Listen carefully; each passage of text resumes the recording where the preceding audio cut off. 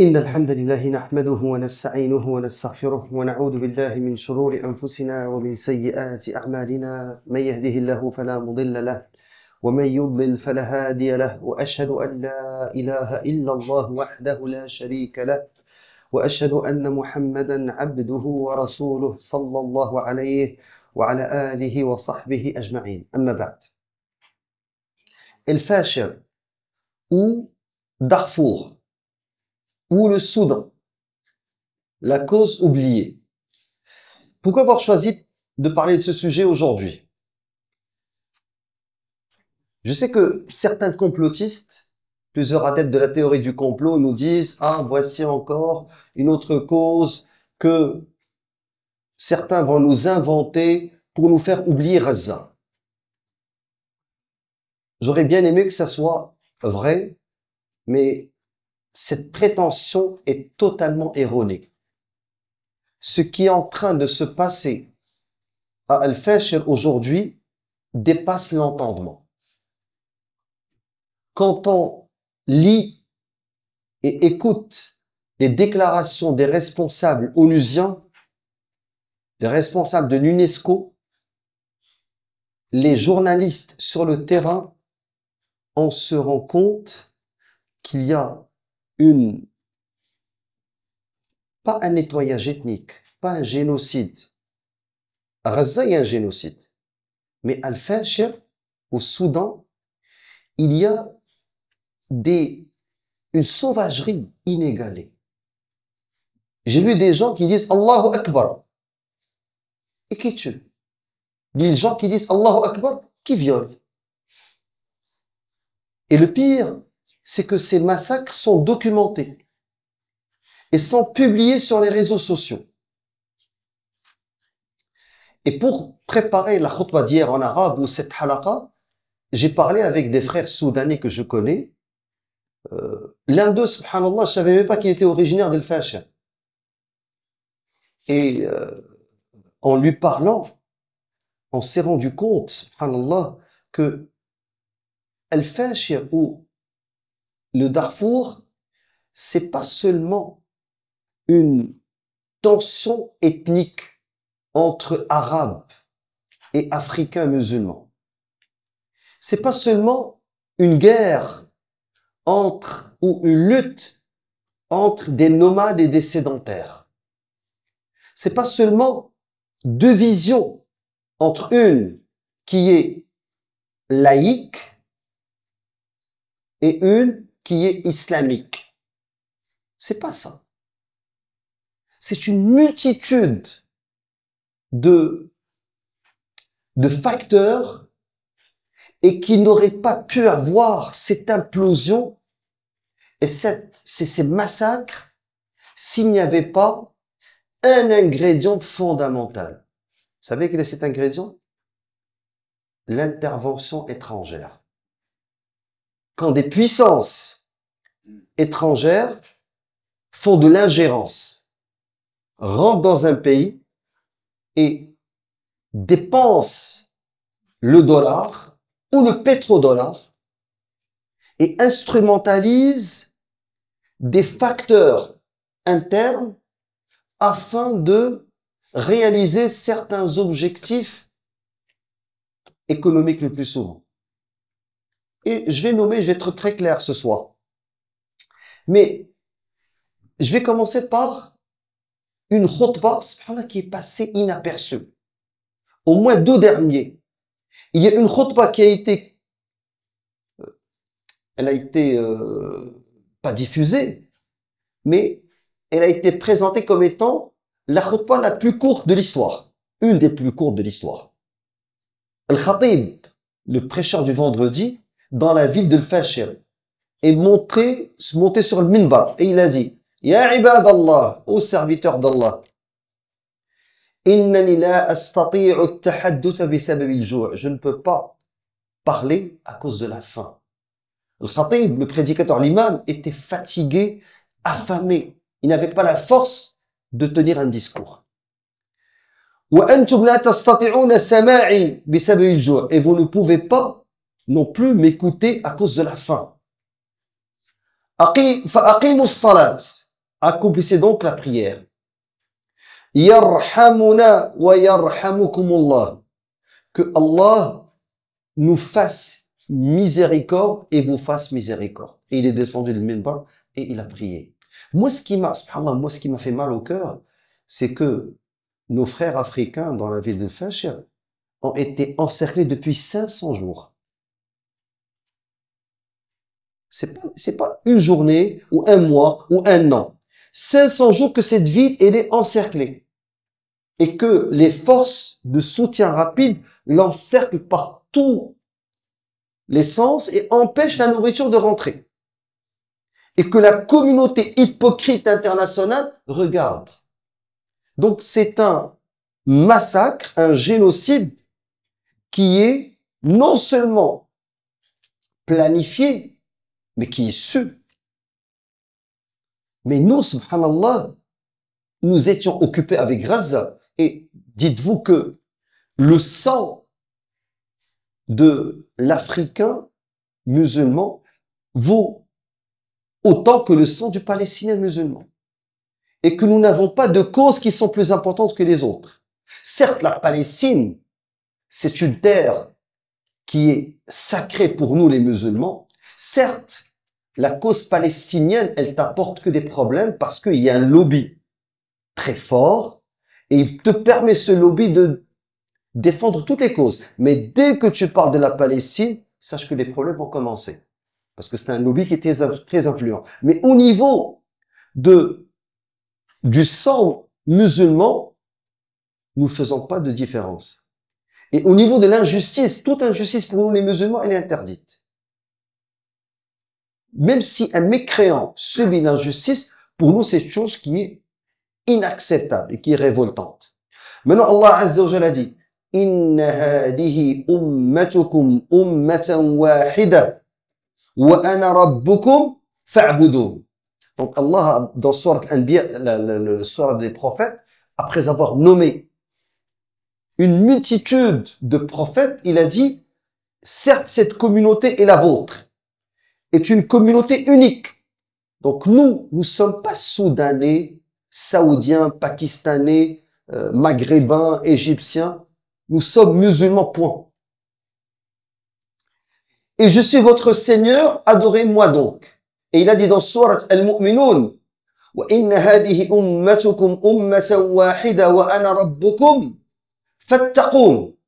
Donc, cette communauté est la vôtre, c'est une communauté unique, tandis que je suis votre Seigneur, craignez-moi donc. Où est la crainte, Allah al-Mussalam? Et le messager, sallam, il a dit, وَالَّذِي نَفْسُ مُحَمَّدٍ بِيَدِهِ. Il jure par celui qui détient l'âme de Muhammad dans sa main. La yu'minu ahadukum. Ne croit pas l'un de vous. Hatta yuhib. Jusqu'à ce qu'il aime. Hatta yuhibba li akhihi. Jusqu'à ce qu'il aime pour son frère. Ma yuhibbu li nafsihi min al-khayr. Le messager dit, ne croit pas l'un de vous tant qu'il n'aime pas pour son frère ce qu'il aime pour lui-même comme bien. Et il a dit à Rasul dans un autre hadith rapporté par l'imam Muslim, Al-Muslimuna karajulin wahid. Les musulmans sont comme un seul homme. In ishtaka aynuhu, ishtaka kulluhu. Donc si cet homme-là, s'il souffre de son œil, alors c'est tout son corps qui souffre. Et s'il souffre de la tête, alors que c'est tout son corps qui souffre. Donc quand notre œil Gaza souffre, tout le corps doit souffrir. Quand notre tête, Darfour, souffre, c'est tout notre corps qui doit souffrir. En 2005, j'avais fait une conférence avec Alexandre Trudeau. Sacha Trudeau, qui est le petit frère de l'ex-premier ministre. C'était au Centre Saint-Pierre. Et on avait parlé de ce qui se passe en Irak. C'était en 2005, c'était après l'invasion d'Irak en 2003, ce qui se passe en Afghanistan et tout l'impérialisme américain ensuite, 11 septembre et l'islamophobie montante. Et on était les deux conférenciers et on s'entendait sur tous les sujets, excepté un seul. Lui, il venait de réaliser un documentaire sur le Darfour. Et moi, je lui dis, fais attention parce que le Darfour, on sait très bien qu'il y a des gisements d'uranium, d'or, il y a des nappes phréatiques, et on sait très bien que l'entité sioniste Israël et d'autres puissances veulent diviser le Soudan, sud et ouest, et que Taqsim al-Soudan, le fait de diviser, de morceler le Soudan, c'est un objectif de certaines puissances et tout. Et lui, il me dit, non, non, il y a un génocide. Et moi, je niais, parce que j'avais fait une lecture géopolitique, une lecture économique. Mais subhanallah, le temps est passé et j'ai rencontré un frère soudanais qui était emprisonné à Khartoum, dans une prison de haute sécurité. Il y avait Tourabi, emprisonné dans la même prison. Il y avait les têtes des Janjaouides. Les Janjaouides, c'est ces criminels qui commettent ces massacres aujourd'hui et qu'une fois qu'ils ont été déclarés groupes terroristes, ils ont changé le nom. Et ils ont intégré ce qu'on appelle maintenant les forces de soutien rapide. Qui sont les Janjaouides? Jan, diable. Jawid, cheval. Ce sont des tribus arabes. Ru'at Ibil ou Ru'at Baqar. Des bédouins arabes en plus, donc des arabes, mais des bédouins nomades qui sont des bergers de dromadaires et de vaches. Et dans de grands troupeaux. C'est des tribus qui se trouvent au Tchad, généralement, mais qui sont dans le Sahel. Et qui n'ont pas pour eux, il n'y a pas de limite, ces tribus arabisées c'était soit des Africains qui ont été arabisés, soit des Arabes. Mais la majorité, ce sont des Arabes qui habitent, c'est comme des Bédouins, et les populations ont très peur de ces Janjaouides. Ils ont peur. Janjaouides, c'est hommes arabes qui montent à cheval et qui est armé d'un fusil mitrailleur.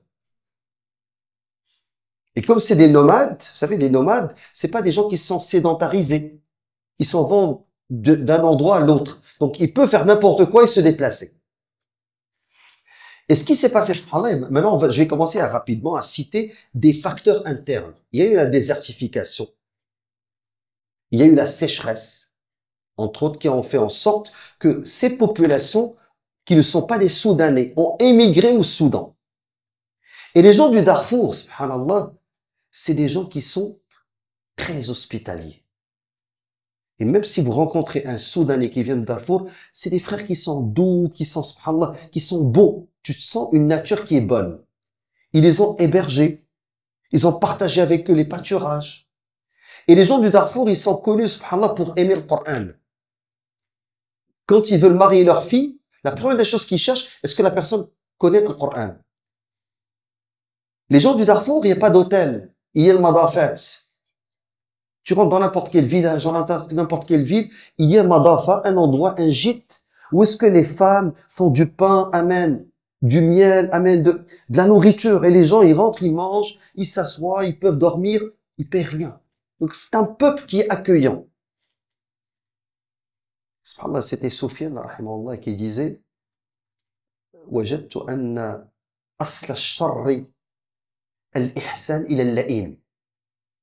Il a dit, j'ai trouvé que la source du mal, c'est le fait de faire le bien à un ingrat.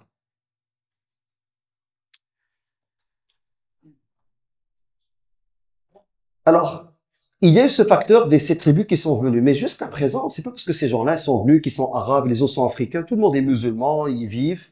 Mais là, ce qu'il va y avoir, c'est qu'il y a eu des ingérences étrangères pour justement provoquer le morcellement du Soudan. Et El-Bashir, qui était l'ancien président, il va instrumentaliser ses forces, ses bédouins, le Janjaouid, pour en faire une force paramilitaire. Regarde, t'as des gens qui montent à cheval, qui sont armés, et qui sont sans pitié. C'est des tribus, c'est pas des milliers, c'est des millions, qui sont partout. Et en collaboration avec le Tchad, ces Janjaouides vont être instrumentalisés au Soudan pour en faire une force paramilitaire, pour éviter que le Soudan soit morcelés par les forces étrangères. Regardez comment c'est compliqué la chose. Donc, ils vont les instrumentaliser, il va commencer à les utiliser pour s'assurer de la stabilité et que les régions ne fassent pas sécession. Je donne un exemple pour vous savoir, pour que vous compreniez un petit peu le portrait. Le sud du Soudan. Est-ce que vous vous rappelez de John Garang? John Garang, c'est un chrétien avec une grosse croix qui sont venus aux États-Unis. C'est pas musulman. Mais lui, il y avait un conflit dans le sud-Soudan entre les chrétiens. Et le gouvernement à Khartoum n'a pas pu stabiliser le pays parce qu'il y avait des animistes et des chrétiens parce qu'il y a des forces étrangères, les États-Unis entre autres, qui voulaient cette séparation. Et lorsque John Garang a dit non, je ne veux pas, un chrétien africain dit je ne veux pas que mon pays soit morcelé, comment il a fini? Son hélicoptère est tombé, il a été tué. Donc il y a des services secrets parce que regardez, on parle de milliards de ressources. On parle de gens qui ne respectent ni foi ni loi. Ce qui les pousse, c'est l'argent. Et pour arriver à leur fin, ils sont prêts à instrumentaliser, Alors, Janjaweed vont devenir une force paramilitaire. Et lorsque, dans le Darfour, il va y avoir, par exemple, Harakat al-Adl wal-Musawat. Donc, la justice et l'égalité. Parce que les gens du Darfour étaient, ils n'ont pas bénéficié de leurs propres ressources. Et les gens qui dirigent le Soudan, généralement, c'est des gens du Nord, c'est les Arabes, et c'est les gens du Darfour, bien qu'il ait beaucoup de ressources, ils ne bénéficiaient pas du développement économique. Alors ils ont commencé à dire, ben, on veut plus de justice, on veut que nos ressources nous reviennent, ça met dans le Sharia islamien. Zakat, par exemple, elle est prélevée des riches et elle est redonnée aux pauvres du pays, de la région. Il y a une régionalisation normalement dans Zakat. Bien sûr, si l'islam est appliqué. Alors maintenant, le régime soudanais, l'ancien régime soudanais, celui qui avait Torabi, les frères musulmans, et Omar Bashir, l'armée, union entre les deux, islam politique light, mais qui a fait en sorte que l'Occident, surtout après que ce régime avait décidé d'héberger, vous savez qui? D'Afghanistan est venu un groupe qui a habité au Soudan, qui a fait en sorte que les tensions, les pressions étrangères ont été très énormes sur le Soudan, justement parce que ils avaient hébergé Oussama et d'autres personnes. Donc ça se complique et l'étranger qui met ces pressions pousse certaines régions à vouloir avoir plus d'autonomie, le dollar qui rentre en compte, et le régime soudanais fait appel au Tchad, instrumentalise El Janjaweed, qui devient une force paramilitaire, et le frère, il m'a dit, quand il était en prison au Soudan, avec des têtes des Janjaweed, il m'a dit, il se vantait d'avoir violé des femmes devant leurs maris, des mères devant leurs enfants, de commettre des massacres. Donc le régime, parce qu'il avait beaucoup de pression, il les a emprisonnés. Mais en prison, ils étaient bien traités et tout, mais il les a fait rentrer en prison. Pour sauver sa peau. Regardez comment ça se complique. Maintenant, il y a eu le printemps arabe, et dans plusieurs pays, les gens demandent à ce que leurs conditions soient améliorées. Et dans la foulée du printemps arabe, il va y avoir la chute du gouvernement de El-Bashir. Et cette chute, elle va avoir lieu car l'armée sur laquelle lui comptait va se retourner contre lui. Parce que, entre-temps, il a mis en prison Torabi et il a évacué les frères musulmans du pouvoir. Il lui restait que l'armée. Et l'armée va se retourner contre lui, mais il avait dans sa poche, la poche des paramilitaires des Janjaweed. Ils vont se retourner contre lui. Et le Janjaweed, avec l'armée, vont faire alliance contre le gouvernement. Regardez comment c'est compliqué. Et les deux vont devenir la force de frappe qui va aider le peuple. Ils vont dire, on est avec le peuple contre le régime. Le régime tombe. Maintenant, les deux, ils ont le pouvoir. Burhan, qui est l'actuel président soudanais, un général, il va dire que le pouvoir doit être pris par les militaires. Là, les Janjaouides, les paramilitaires, ils ont dit non, non, non, non, avec le peuple soudanais. On n'est pas avec l'armée. Il faudrait qu'il y ait des civils. Parce qu'ils veulent, eux, avoir le pouvoir. Et les deux il va y avoir une rivalité, un conflit entre les deux et l'armée, bien entendu. Une rivalité qui va déclencher une opposition armée. 2023, les combats commencent. Et ce qui est incroyable, c'est que les Janjaouides, qui avaient pris la position du peuple contre l'armée, vont être financés. L'argent va couler à flot. L'argent des Émirats al-Arabiyya al-Muttahida ضد l'islam. Au point que je parlais avec un autre frère soudanais qui vient du Darfour, il m'a dit, même des gens qui sont africains, qui sont pas arabes, rêvaient de faire partie du Janjaouid parce que si tu fais partie de cette milice, tu deviens riche. Des milliers de dollars arrivent. Toutes les mères voulaient que leurs enfants aillent avec le Janjaouid. Parce qu'il y a le chômage, la pauvreté des populations qui sont laissées à elles-mêmes dans des campagnes. Et tu deviens milicien, ta famille devient riche. Et l'Arabie Saoudite rentre aussi, vient prendre un grand groupe de Janjaouid pour les envoyer combattre où? Au Yémen, contre les Houthis. Ils ont été massacrés. Donc regardez qu'est-ce qui est en train d'arriver. Donc, et quand l'opposition, regardez, ces gens-là, c'est des miliciens, c'est pas des militaires, c'est des paramilitaires. Sans éducation. Tu prends un jeune de la campagne, un jeune africain, tu lui donnes une arme, tu donnes de l'argent, et tu le lâches. Sans aucune éducation, sans encadrement. Donc, est-ce qu'il y a seulement le facteur ethnique?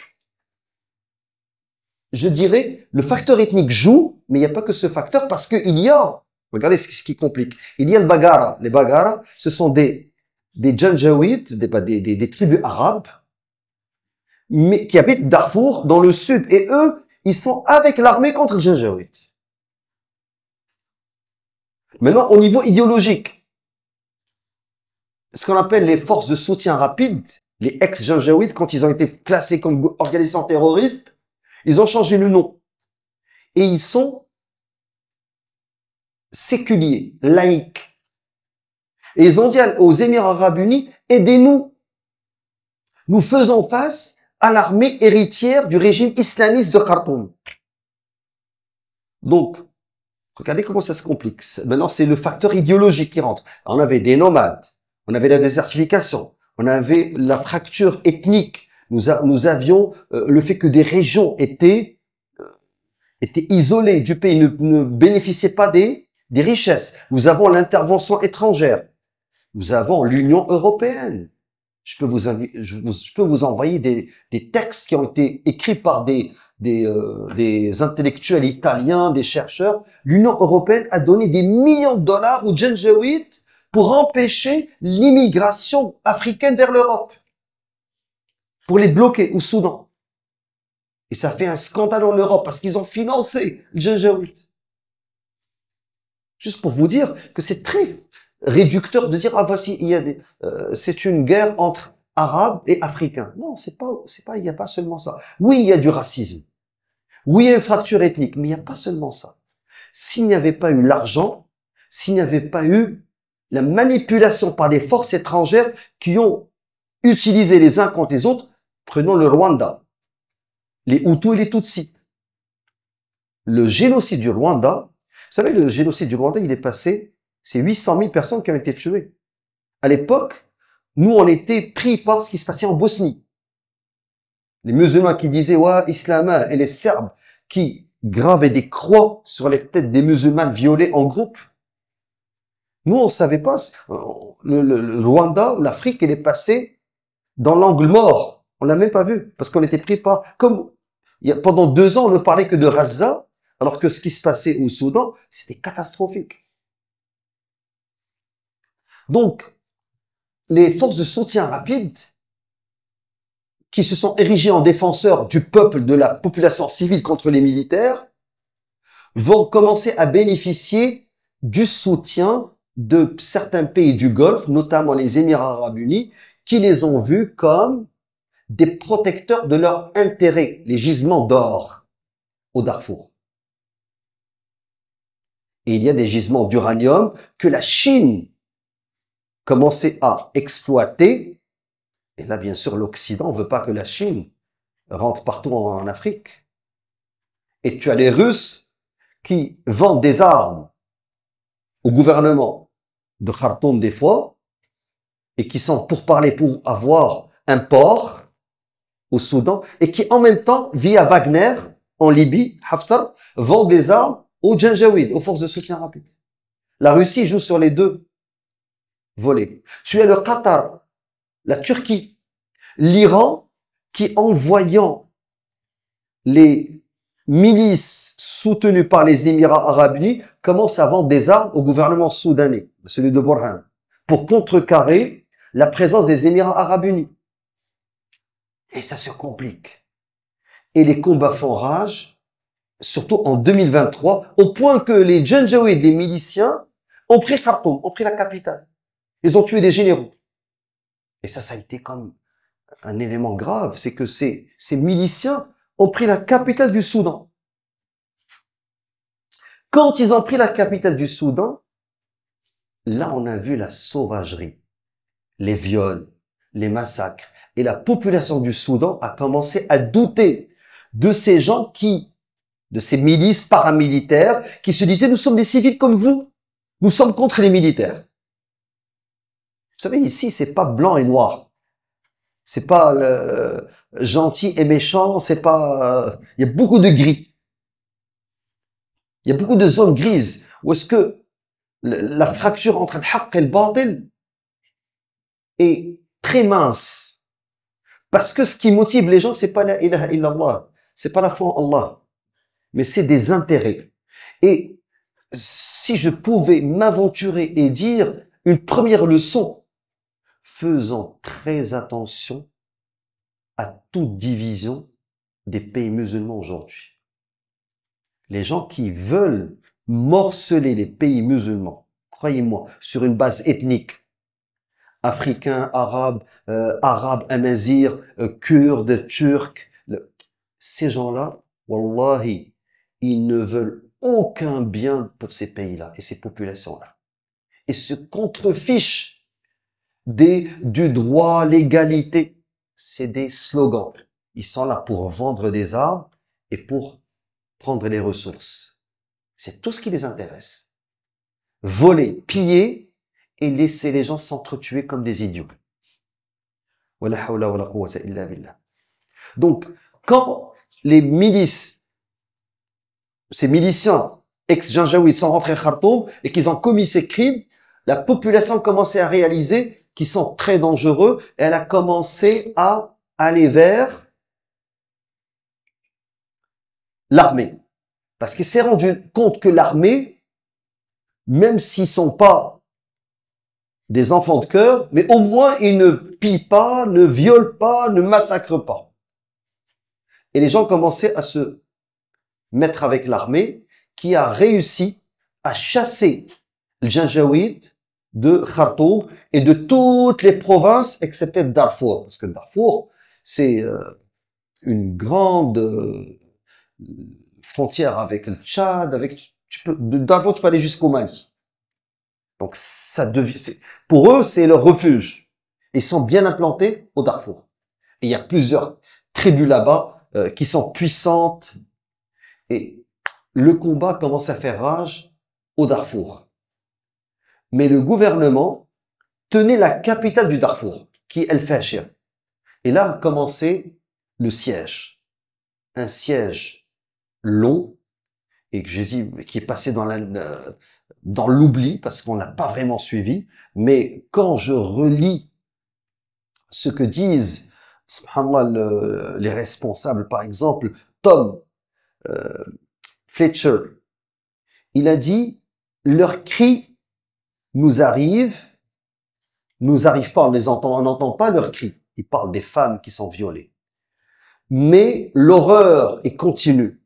Il a dit, les femmes et les jeunes filles sont violées. Les gens sont torturés, sont tués dans l'impunité totale. Et aujourd'hui encore, El Fashir est tombé lundi dernier. Donc, Après-demain, ça va faire une semaine. Qu'est-ce qui se passe à l'intérieur du Fashir? Il y a à peu près 200 000,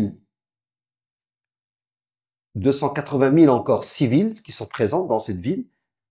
La moitié, ce sont des enfants. Et quand on parle de les enfants, regardez ce que disent Catherine Russell. Elle a dit qu'elle n'arrive pas à croire ce qu'elle voit. Elle a dit, nous avons trouvé des enfants d'1 an qui ont été violés. Sur le site de l'UNESCO. Je vais vous mettre tous les liens. Elle a dit, des enfants d'1 an violés par des hommes armés.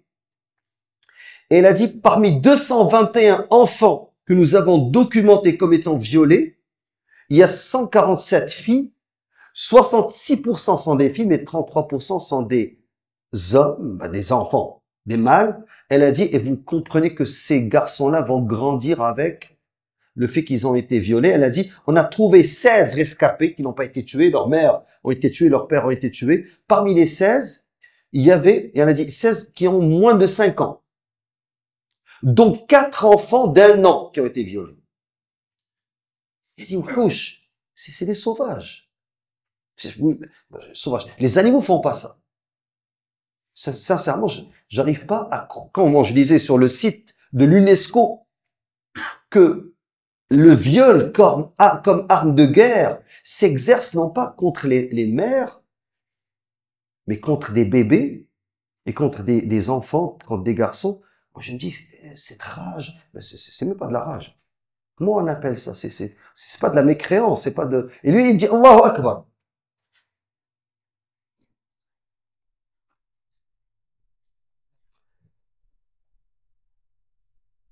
Donc, Fachel est tombée, la capitale du Darfour, elle est tombée lundi dernier.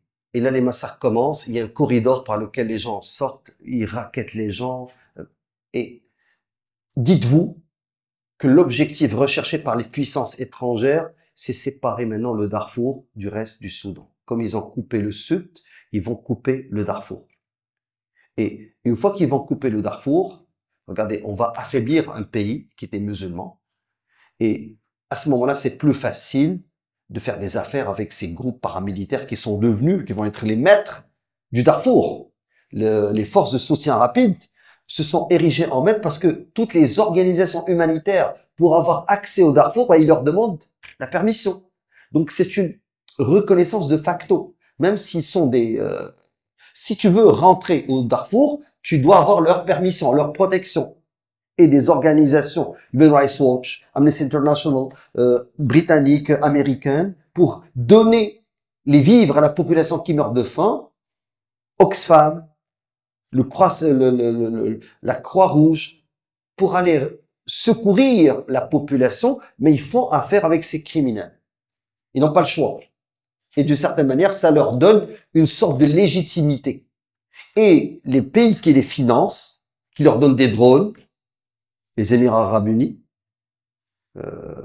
et ça devient bien sûr une guerre par procuration, parce qu'il y a des drones chinois versus des drones turcs ou iraniens qui sont meilleurs. Donc les deux parties achètent des armes alors qu'il y a un embargo sur les armes. Alors, cette fracture qui va se dérouler maintenant va faciliter aux puissances étrangères, aux compagnies, les multinationales, de faire des affaires en or, parce que, regardez, les gisements d'or, par exemple, il y avait une ministre émiratique qui disait, oui, nous avons des intérêts. Et les Émirats arabes ne vont pas laisser des milliards de dollars. Il y a aussi les terres fertiles. Les pays du Golfe convoitaient les terres du Darfour. Parce que, vous savez, nous, on a parlé de Fashir. Mais ce que je voulais vous dire, c'est que, à un certain moment, pendant longtemps, Al-Kaaba était recouverte par un tissu qui venait de cette ville. Fashir. Al-Fashir, il y avait le sultan Ali Dinar, qui était le sultan qui dirigeait Darfour, et qui accueillait tous les pèlerins venus du Sénégal, venus du Mali, du Niger, du Tchad, partout de l'ouest de l'Afrique, pour aller vers la Mecque. Ils venaient se reposer, manger, avoir tout dans cette ville. pendant des siècles. C'est vraiment une ville, subhanallah, qui était, maintenant tout est oublié, mais c'est une ville qui est phare. C'est une grande civilisation. Et c'est les gens qui étaient riches parce qu'ils avaient du bétail, ils avaient de la nourriture. Et même au niveau des pèlerins à la Mecque, celui qui donnait à manger aux pèlerins, c'était Sultan Ali Dinar. Un jour, on parlera de ce personnage, rahmatullahi alayh, qui dirigeait ce pays-là. Et le Fashir, la capitale du Darfour, exportait du bétail pour plusieurs pays, musulmans, arabes, occidentaux. Cette région maintenant vit la famine. C'est pas la première fois qu'elle vit la famine. Parce que les terres sont convoitées. Il y a des pays qui veulent prendre le contrôle, avoir un pouvoir faible, affaibli, qui est accusé de terrorisme. Donc quand le dirigeant est accusé de terrorisme, ben, il devient faible, il veut signer des contrats pour se faire accepter, et c'est plus facile de faire affaire avec quelqu'un qui est faible qu'un pays qui est uni, qui est fort au niveau politique. Donc c'est les calculs.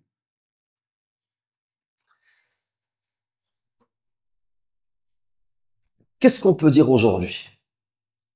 Ce qu'on peut dire premièrement, c'est que Allah Azza wa Jal, il a dit innamal mu'minuna ikhwa. Les croyants ne sont que des frères.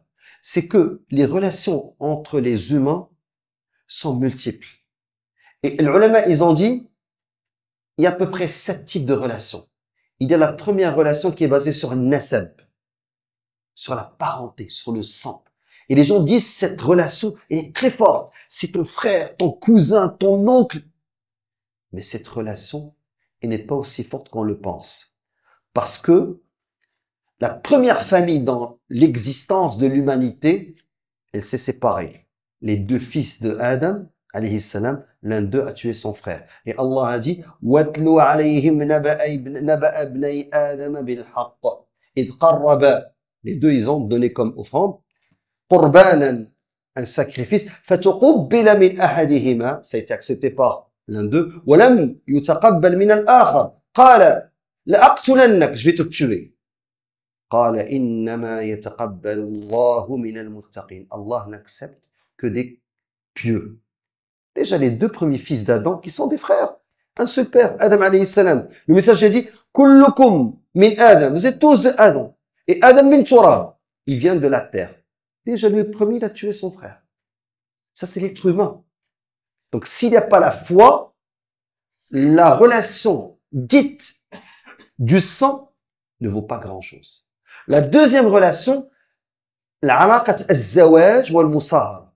La personne va se marier avec quelqu'un. Vous savez, Hawa, Ève, elle a été créée de la côte de Adam. Donc, Adam alayhi salam, l'homme, il a besoin, l'ya'nas, pour qu'il se sente en paix, il a besoin d'avoir la partie qui lui manque, sa côte, qui est la femme. Donc l'homme, il a besoin de la femme à ses côtés. Mais la femme, pour elle, l'homme, c'est son origine, elle sort de lui. Donc elle a besoin de se réfugier dans cet homme. Mais même cette relation, c'est pas une relation qui est très forte, parce qu'Allah Azza wa Jalla nous a dit dans le Coran, ضرب الله مثل الذين كفروا. Allah a donné comme exemple aux gens qui ont mécru, امرأة نوح وامرأة لوط, la femme de Nuh et la femme de l'autre. كانتا تحت عبدين من عبادنا الصالحين.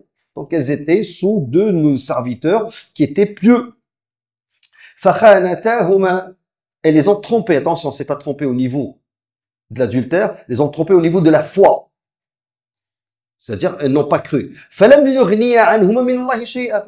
Même qu'elle soit la femme d'un prophète, ça ne vaut rien chez Allah Azza wa Jal. وقيل ادخلا النار مع الداخلين. Et Allah les a fait rentrer en enfer.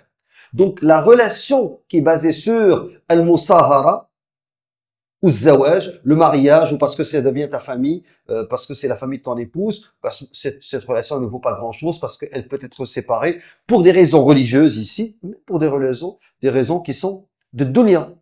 Il n'y a plus d'amour, il y a des conflits, et le couple se sépare. La troisième relation, c'est la relation des intérêts. Ok, elle est très forte. Il y a des gens qui se mettent ensemble parce qu'ils ont un intérêt. Ils vont comploter contre leurs voisins, contre leurs rivales au niveau du commerce, de la business. et ils ont un intérêt. Ils se mettent ensemble parce qu'ils vont fumer de la drogue. Et ça, ils deviennent vraiment très proches. Ils se regardent, ok, ils amènent de la bière. Et dans le haram, Shaitan renforce ces liens. Il y a un groupe qui se constitue pour le vice. Et ces groupes-là existent partout. Des jeunes qui se mettent ensemble, l'alcool, les femmes, le khamr, la drogue, et c'est des groupes qui sont vraiment où ils ont ça c'est cette le maslaha. Le problème c'est que ce qui les rassemble, c'est un intérêt financier, un intérêt au niveau du vice. Une fois que cet intérêt s'estompe, ils se divisent. Donc c'est pas une relation qui est très forte. Quatrième type de relation, c'est la relation linguistique. Ok, ben, quelqu'un qui parle la même langue que moi. Ok, moi je parle arabe, lui parle arabe, moi je parle wolof, il parle wolof, moi je parle turc, il parle turc, amazir, il parle amazir, et dans l'amazir, il va parler par exemple tachilhit, ou tarifit, ou il va parler kabyle, même le dialecte fait en sorte, ah, c'est quelqu'un qui me ressemble, qui est comme moi. Donc la langue, elle attire. Sauf que la langue, aujourd'hui, on peut apprendre des langues étrangères, on peut oublier la langue maternelle, il y a la traduction. Je connaissais un frère qui était marié, un frère soudanais, qui était marié avec une Québécoise. Et lui, il parle pas français. Mais j'ai dit, comment comment ça fait? Il m'a dit, on parle le langage de l'amour. Et il a vécu heureux avec elle, subhanallah, pendant des années. Elle est morte, rahmatullah alayha, cette femme. Mais je lui ai dit, vous ne parlez pas la langue, comment vous vivez ensemble? Il m'a dit, ça se passe très bien. Nous avons des enfants, une fille, on est heureux, c'est l'amour. J'ai dit, comment vous parlez? Il me dit, on parle pas bien. Vas-y, t'as pas besoin de parler. Pourquoi tu vas parler? On agit. Ok. Donc, la relation de la langue, subhanallah, elle est importante, mais elle n'est pas aussi importante qu'on le pense. La cinquième relation, la relation de la patrie, la nation. La nation rassemble de tout le monde. Et ça, c'est un grand problème. Le nationalisme, ça a commencé mais avant d'aller vers parce que le nationalisme, c'est pas seulement la nation. Le nationalisme, je vais le mettre dans l'idéologie. Parlons de la nation, le pays. Parlons pas de nationalisme. Parlons seulement du pays. Les gens de mon pays. Je viens d'Algérie, lui vient d'Algérie, on appartient au même pays. Je viens du Soudan, du Sénégal, du Mali.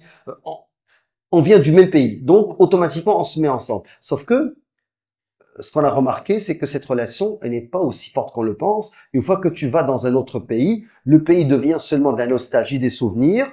Et il y a des gens qui ont combattu leur propre pays sous l'égide d'un nouveau pays qui les a accueillis, qui leur a donné des situations qu'ils n'avaient pas dans leur pays d'origine. Et ils ont trahi leur pays d'origine. Ils ont dit, moi, je suis né là-bas. Mais j'ai grandi ailleurs. Et mon pays d'origine m'a rien donné. Mon pays d'adoption, il m'a tout donné. Je mets ça entre guillemets. C'est Allah qui donne. Tout ça, c'est asbab. D'ailleurs, il y avait une vidéo qui circulait d'un Algérien sur TikTok et qui disait, OK, ceux qui disent la fraternité islamique, allez-y en Arabie Saoudite et au Qatar et aux Émirats Arabes Unis et demandez-leur de vous donner la citoyenneté. Ils vont vous chasser. Il a dit, ici en Occident, on m'a donné la citoyenneté. Allez leur demander de vous marier avec leur fille. Ils vont vous chasser parce que vous êtes des Maghrébins. Allez, lui, il faisait toute une présentation pour dire que le plus important, c'est pas la religion pour lui, c'est faux ce qu'il dit, mais c'est les intérêts. Et là où est-ce qu'il y a mon intérêt, je suis. D'opportunisme. Donc, si tu me donnes, je t'aime.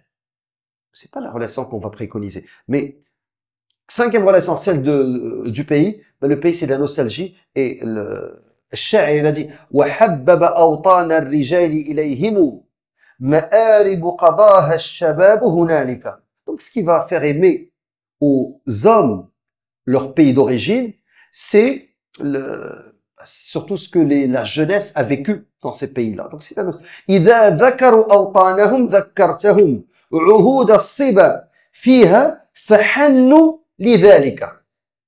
Donc c'est plus une question de nostalgie. Donc le pays. Maintenant la sixième relation, la relation de la couleur de la peau. Ok, je suis noir, il est noir, automatiquement je l'aime et la relation devient très forte. Je suis basané, même chose. Je suis jaune, je suis blanc. Le problème c'est que la couleur de la peau, c'est seulement une pigmentation. Ça n'a rien de génétique, ça n'a rien de culturel, ça n'a rien de... Et regardez, il se peut que quelqu'un de la même couleur de ta peau vienne commettre une injustice et tue ta femme, viole ta femme, tue ton enfant. Donc la couleur de la peau, tu n'as pas choisi cette couleur. Et une personne peut voir sa propre couleur varier avec le temps. Il y a des gens qui sont nés, qui étaient blancs.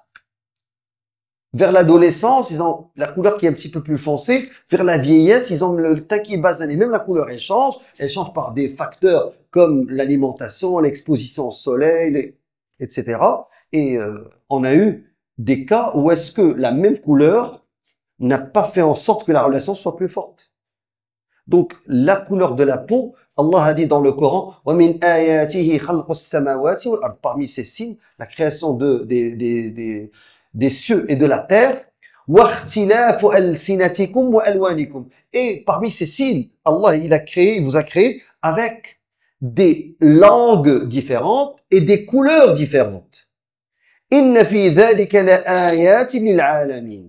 Donc ça, c'est un signe, subhanallah, d'Allah Azza wa Jal, de la création d'Allah, du pouvoir d'Allah Azza wa Jal, de pouvoir créer à partir d'un seul couple, Adam et Hawa, une multitude de progénitures qui ont des couleurs différentes, qui ont des langues différentes. Et regardez, subhanallah, ça c'est une richesse et c'est une beauté au niveau de l'humanité. Imaginez si tout le monde était pareil, qu'on se ressemblait tous au niveau de nos yeux, de notre nez, de nos cheveux, de notre couleur. Tu regardes quelqu'un qui te ressemble. Tu as toi qui est partout. Ça, c'est dans les laboratoires de la modification génétique. Le créateur, son pouvoir, c'est de créer des gens qui sont différents. Et c'est une richesse, et c'est le pouvoir du créateur, mais aussi c'est une richesse.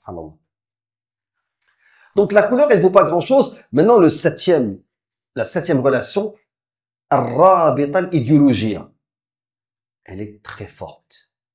C'est l'idéologie. Nous sommes tous des camarades.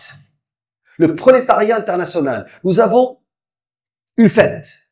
C'est pas Eid al Fitr, c'est le 1er mai. La fête des travailleurs. Et le camarade communiste, qu'il soit en Russie, à Cuba, en Algérie, on est tous des camarades. Notre ennemi, c'est l'impérialisme. C'est le patronat. Donc, à un certain moment, l'idéologie communiste était très forte. Et les gens, ils disaient, lui, on a les mêmes intérêts. On lutte contre la même injustice. D'autres, ils vont dire, pour nous, nous sommes des libéraux. C'est le libéralisme. Donc, c'est la liberté, le droit, la justice, le fait d'ériger l'homme comme étant très important. Okay. Libéralisme. D'autres, ils vont dire, moi, ce qui m'intéresse le plus, ce sont les démocrates. Tant que le peuple dirige, la majorité. On sait très bien qu'il y a des majorités qui ont commis des génocides. L'un des pires criminels, parmi les pires criminels de guerre de l'histoire de l'humanité, Hitler, il était adulé par son peuple. Donc s'il se faisait élire, c'était par des majorités. Donc la majorité veut rien dire. Le fascisme, justement, c'est une forme de populisme parce que la majorité donne le pouvoir à un criminel et il est adulé. Donc la relation idéologique, elle est très dangereuse. Vous savez, prenons par exemple tout à l'heure j'ai parlé de l'amour de la nation, mais parlons par exemple du chauvinisme, du nationalisme. Ça a commencé avec Sha'bawiyya, lorsque les Perses au sein de l'islam ont dit « Nous n'avons rien contre les musulmans, nous avons un problème avec les Arabes ». C'est comme ça que ça a commencé. Cheikh l'Islam Ibn Taymiyyah, qui était kurde, rahmatullah alayh, disait « Attention, la haine des Arabes est une manifestation de l'hypocrisie. » Parce que qu'est-ce qui a fait que les Arabes valent quelque chose? C'est l'islam. Si on leur enlève l'islam, on n'aurait même pas entendu parler d'eux. Donc, Sha'bawiyya, ça a commencé par les Perses. Ensuite, il y a eu l'apparition du nationalisme turc, qui a morcelé, comme vous savez, le califat ottoman, et la Grande-Bretagne a instrumentalisé le nationalisme arabe. Et on a eu le panarabisme Jamal Abdel Nasser en Égypte, Hafid al-Assad en Syrie, Saddam Hussein en Irak, Muammar Kadhafi en Libye, Houari Boumediene en Algérie, et nous avons des systèmes qui sont pour le panarabisme, al-Uruba.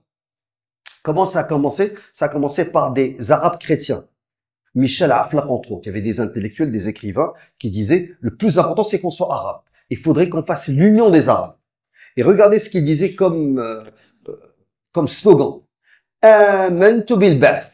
Astaghfirullah al-azim. J'ai cru dans le Baas. Le Baas, c'est le parti qui était en Syrie et en Irak. Amantu bil ba'th rabban la sharika lah. Astaghfirullah al-azim. Comme Dieu, sans associé. وبالعروبة دينا ما له ثان. Et l'arabisme comme religion. Et l'autre, il disait Salamun ala kufrin yuwahhidu baynana. Salutations à la mécréance qui va nous unir. Wa ahlan wa sahlan ba'dahu bi jahannam. Astaghfirullah al-azim. Et bienvenue à l'enfer après. L'essentiel, c'est que ce soit les Arabes. Donc, le panarabisme, c'est une maladie, subhanallah, qui a rongé la Oumma de l'intérieur, mais cette relation idéologique qu'on pense être forte ne vaut rien chez Allah Azza wa Jalla. Et cette relation idéologique, elle ne peut pas tenir devant innamal mu'minuna ikhwa. Les croyants ne sont certes que des frères. Donc, en islam, l'union qui soude la Oumma, c'est la fraternité. Le messager, sallallahu alayhi wa sallam, une fois qu'il est arrivé à Médine, la première des choses qu'il va faire, c'est, après le tawhid qui a été, tawhid, l'iman, la foi qui a été implantée dans les cœurs à la Mecque, à Médine, deux choses. Construction de la mosquée, un lieu physique où est-ce qu'on rassemble. Deux, établir la fraternité entre Al-Aws et Al-Khazraj, les deux tribus de Médine qui sont devenues Al-Ansar. Ensuite, établir la fraternité entre Al-Ansar et Al-Muhajiroun, les auxiliaires et les émigrants, au point que l'un d'eux pouvait hériter l'autre. Il devenait son frère. Sa'd ibn Rabi', radiyallahu anhu, avec Abdurrahman ibn Auf. Ils sont devenus deux frères. Il lui a dit, je suis l'un des plus riches de Médine. C'est un milliardaire. J'aimerais te donner la moitié de ma fortune. Et j'ai deux femmes. Regarde celle qui te plaît le plus. Et je vais la divorcer en attendant qu'il y a l'idda et marie-toi avec elle. Et Abdurrahman ibn Auf, radiyallahu anhu, il lui a dit, Barakallahu laka fi ahlika wa malik. Qu'Allah te donne la baraka dans tes femmes et dans tes biens. Dulluni ala souq. Montrez-moi le souk, le marché. Moi, je me dis, subhanallah, oui, à sa place, on n'aurait pas pris sa femme. Mais même pas la moitié de sa fortune. Mais là, regarde, t'arrives à Montréal, t'as rien, un musulman vient te dire ça, et te fait l'hijra, t'as tout laissé dans ton pays d'origine. T'es venu, les mains vides. Il te dit, j'ai 500 millions de dollars, j'aimerais te donner un 250 millions. Pas 250 millions, mais tu prends un petit 100 000 pour commencer la business, t'achètes. Il lui a dit, je veux rien. Montre-moi sur le marché. Et Abdurrahman ibn Auf, il est rentré dans le marché, il va devenir un milliardaire. As-Sahaba radiyallahu anhum, ils ont mis des sacs sur leurs épaules. Ils ont travaillé et Allah leur a donné al-baraka. Et les ulama, ils ont dit, ne soyez pas surpris de l'hospitalité de Sa'd ibn Rabi' radiyallahu anhu. Mais soyez surpris par Ithar Abdurrahman ibn Auf. Il n'a pas tendu la main à quelqu'un qui lui donne. Et le messager acceptait le cadeau. Et ils sont devenus des frères. Au point que, écoutez-moi, subhanallah, Sa'd ibn Abi Waqqas, alors qu'ils sont encerclés, qu'ils avaient faim. L'un d'eux, il est sorti uriner. Et il a senti quelque chose, il a trouvé une peau, il l'a lavé, il l'a fait moudre, puis il a avalé ça avec de l'eau, tellement ils avaient faim. 3 ans, on leur a interdit, on a interdit à tout le monde de faire le commerce, les tribus arabes, avec les musulmans, et ils étaient dans Shi'ab Abi Talib, où est-ce que les musulmans avec Banu Banu Hashim, la famille du messager, était encerclée. Saad Nabi Waqas, il est sorti, il a dit, Kharajtu dhat layla. Je suis sorti une nuit. Fawaqa'at yadi ala shay. J'ai trouvé quelque chose. Ah, j'ai trouvé une peau. Alors, j'ai enlevé la terre de cette peau. Je l'ai ramenée à mes camarades. C'est-à-dire, ashabi, à mes compagnons, excusez-moi. Il a dit, fashawayna. On l'a fait griller. Fa'akanna. Wa'akanna. Moi, ce qui m'intéresse ici, c'est sirat al-jama'. J'ai trouvé, mais il a dit, nous avons grillé, nous avons mangé. Même en étant affamé, il a pensé à ses frères et il a partagé avec eux. Donc, la relation la plus forte en islam, ça doit être la fraternité. Et aujourd'hui, certains vont me dire, ah mais ça, tout ça, c'est pas concret. Si nous voulons dépasser ce qui est en train de se passer dans nos pays d'origine, comme instrumentalisation des facteurs ethniques, des facteurs économiques pour diviser, faudrait qu'on soit un seul corps, une seule umma. Ça, c'est le premier élément. Et il faudrait que ce qui nous lie, c'est l'iman, c'est la foi. Et trois, faudrait qu'on soit solidaire. Donc, si on était hier solidaire par rapport à ce qui se passe à Gaza, aujourd'hui, nous devons être solidaires pour ce qui se passe à Al-Fashir, au Soudan et ailleurs.